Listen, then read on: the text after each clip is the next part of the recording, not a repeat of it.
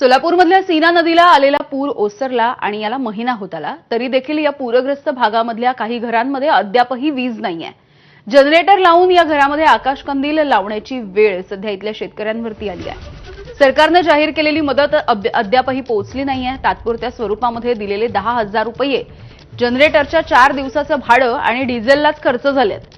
दिवाळीच्या किटमध्ये आलेल्या वस्तूंवरती दिवाळी करतोय, पण जनावरांना चारा नसल्यामुळे ऊस कापून घालावे लागतायत असं देखील शेतकऱ्यांनी सांगितलंय।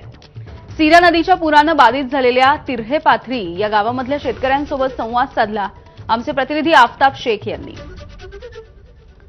दिवाळीचा सण साजरा होतोय। मी एका शेतकऱ्याच्या घरावरती आहे आणि या ठिकाणी आपण बघता आकाशकंदील खरं शेतकऱ्यांनी लावलेले आहेत। मात्र महिनाभर झालं पूर ओसरून पण अजूनही लाईट नाहीये आणि त्यामुळे जनरेटरवरती आकाशकंदील लावण्याची वेळ जी आहे ती बळीराजावरती आलेली आहे। शेतकरी आहेत माझ्यासोबत या गावातले, तर मला सांगा काय परिस्थिती आहे। खरं तर जनरेटरवरती तुम्ही घरात लाईट लावली आहे, आकाशकंदील जे आहे ते दिवाळी खरं तर असं म्हणतात की आकाशकंदील रोषणाई असते सगळे असते, पण ते जनरेटर लावण्याची वेळ आली आज।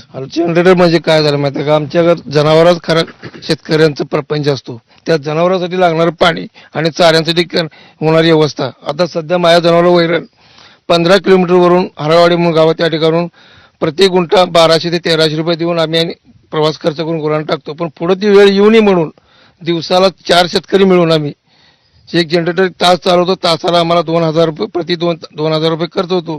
कारण ते पुढचं जर हरळवाडी जर वैरण संपली तर आम्हाला परत वैरण मिळणार नाही। त्या वैरणीसाठी आम्ही जनरेटर चालू केलंय आणि लहान मुलांचा जर रडण्याचा आवाज होता, आम्हाला आकाशकंदील पाहिजे हे पाहिजे, त्यासाठी आम्ही कोरडा आकाशकंदील उभा केलेला आहे। कोरडा आहे। काय परिस्थिती आहे घरात आता? काय आम्ही जनरेटर लहान मुलासाठी आम्ही चुकाटे साप येण्यासाठी जनरेटर संध्याकाळी तेवढंच वापरतो। जेवणासाठी संध्याकाळी लाईट नसती, चुकाटा येतो, लहान मुलं रडती ती, त्यासाठी आम्ही जनरेटर वापरून आणि शेतीला पाण्याची व्यवस्था लवकरात लवकर सरकारने वैरणीची व्यवस्था होते ना आमची, त्यासाठी वैरण जर व्यवस्थित लवकर लाईट चालू करून दिली तर आम्हाला वैरणीची व्यवस्था होईल। यासाठी आम्ही सरकारला विनंती करतो की आम्हाला लाईट लवकरात लवकर लाईट देणे। आता जर पाणी जर ह्यांनी 2,000 रुपये जर तुमचे ते तात्काळ मदतीचे पैसे शेतकरी त्या जनरेटरसाठी खर्च करतात सर। जनरेटरचा पैसे किती लागतात जनरेटरसाठी? त्याला 1-1.5 तासाला 2,000चं डिझेल जातं सर। पण तुमची तात्काळ मदत 10,000 रुपयाची 2 दिवसात संपते आमची फक्त पाण्यासाठी।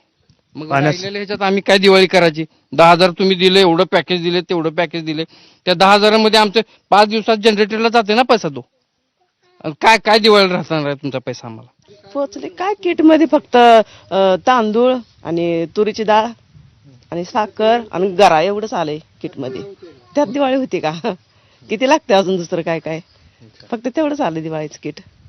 तेवढ्यावरतीच दिवाळी करायची, पण तेवढ्यावरतीच भागावं लागते आम्हाला। पाणी विकत घ्यायचं, लाईट विकत, सगळं विकत, त्याच्यावरतीच भागावं लागतंय। सरकारनं तात्पुरती मदत म्हणून 10,000 रुपये दिले, मात्र 10,000 रुपये जनरेटरचे 2-4 दिवसांच्या पैशांसाठी देखील परवडणार नाहीत, अशा पद्धतीच्या भावना हे सर्वसामान्य शेतकरी जे आहेत ते व्यक्त करताना आपल्याला पाहायला मिळतात। Camera person Aftab Shaikh, ABP Majha, Solapur.